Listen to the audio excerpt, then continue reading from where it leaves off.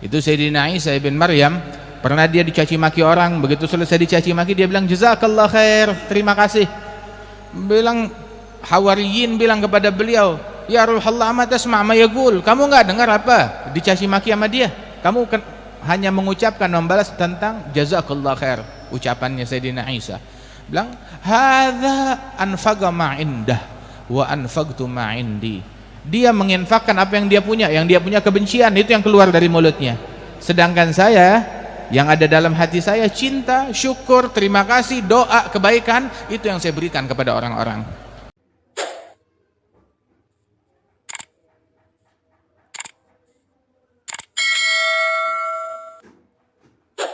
Sesungguhnya hati itu adalah sesuatu yang paling mahal, hingga disebutkan di dalam sebuah athar bahwasanya Allah Subhanahu wa taala menyatakan di dalam sebuah kitab yang diturunkan, dikatakan bahwasanya la tas'uni ardi wala samai walakin yas'uni qalbu 'abdi al-mu'min. Sesungguhnya langit tidak cukup untuk memuat Allah, dan bumi pun juga tidak. Akan tetapi hati seorang mukmin itu adalah baitur Rabb, rumahnya Allah Subhanahu wa taala. Nah, karenanya itu hati kita ini adalah tempat pandangannya Allah, di mana Allah memandang hati kita. Allah tidak memandang wajah kita, tidak memandang fisik kita, tidak memandang pakaian kita. Tetapi yang dipandang oleh Allah Subhanahu wa taala adalah hati, sebagaimana disebutkan di dalam hadis oleh Nabi Muhammad sallallahu alaihi wasallam, innallaha la yanzur ila suwarikum wa la ila ajsamikum, innama yanzur ila qulubikum. Yang ditatap adalah hati. Sebagaimana kita malu kalau wajah kita ini ada kotoran di wajah kita, kita malu ketemu orang. Bahkan beberapa orang kalau ada jerawat tumbuh, dia malu, minder. Bahkan lagi kalau seandainya ada terkena tinta di wajahnya, dia malu. Maka bagaimana halnya hatinya tatkala dia gunakan menghadap Allah, sebab hati itu yang dilihat oleh Allah Subhanahu wa taala. Tidakkah seseorang malu ketika Allah menatap kepada hati orang tersebut, didapati di dalam hatinya ada dengki, ada iri, ada cinta kepada hal-hal duniawi, ada riya, ada ujub, ada banyak penyakit hati. Ketahuilah, penyakit hati itu lebih dahsyat daripada penyakit badan. Apa penyakit badan yang paling parah? Kanker. Kanker, orang begitu meninggal dunia udah sembuh kankernya, nggak perlu ke dokter lagi, nggak perlu ke dokter, nggak perlu nebus obat, nggak perlu kemoterapi lagi, udah sembuh, selesai sudah kalau sudah meninggal dunia. Tetapi penyakit hati justru kematian bukan akhir dari penyakit hati. Kematian adalah awal dari akibat yang diterima oleh seseorang yang hatinya sakit.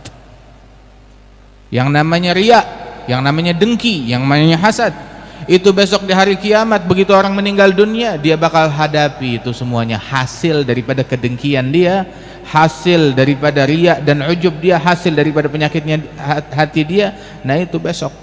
Karenanya itu beruntung orang yang membersihkan hatinya. Namun orang yang membiarkan hatinya ternoda, dia adalah orang yang celaka. Sayyidina Ibrahim ala nabiyina wa alaihi afdhalus salawat wa taslim, tahu kan di dalam doanya kepada Allah taala, beliau doa minta apa? Wala tukhzini yauma yub'atsun yauma la yanfa'u malun wala banun illa man atallaha biqalbin salim. Ya Allah, jangan hinakan aku di hari kebangkitan, hari di mana harta enggak bawa manfaat, keluarga enggak bawa manfaat, tahta enggak bawa manfaat. Kesian orang yang menyangka bahwasanya tahta, anak ataupun juga harta bisa nolong dia besok di hari kiamat. Lah, nggak bisa nolong dia besok di hari kiamat, illa kecuali manatallah biqalbin salim. Yang selamat dari kehinaan, dari kehancuran adalah orang yang datang menghadap Allah membawa hati yang selamat. Artinya kalau hatinya nggak selamat, itu yang hancur, itu yang celaka. Manakala hati nggak selamat, nggak ada gunanya. Wa inkan mulkul ardi fi gabdati yaddi.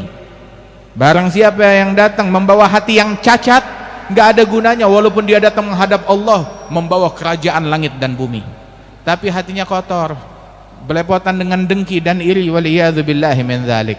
Karenanya itu yang paling mahal pada diri seseorang adalah hatinya.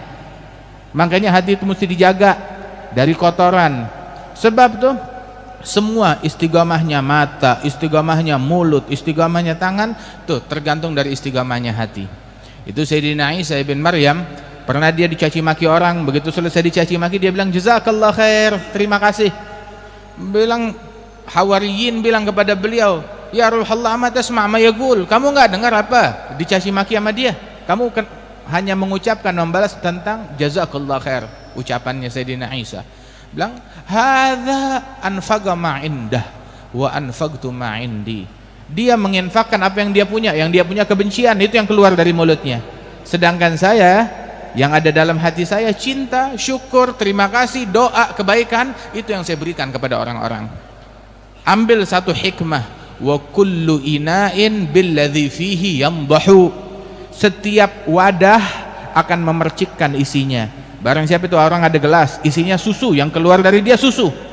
Isinya air, yang keluar dari dia air. Isinya kotoran, yang keluar dari dia juga kotoran. Karenanya itu orang kalau udah ngomongnya kotor, membuktikan hatinya juga kotor, hatinya juga lebih busuk lagi.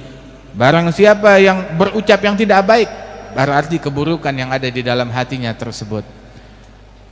Adapun mukmin yang keluar dari dia adalah semuanya kebaikan, semuanya keluhuran, semuanya adalah kesantunan.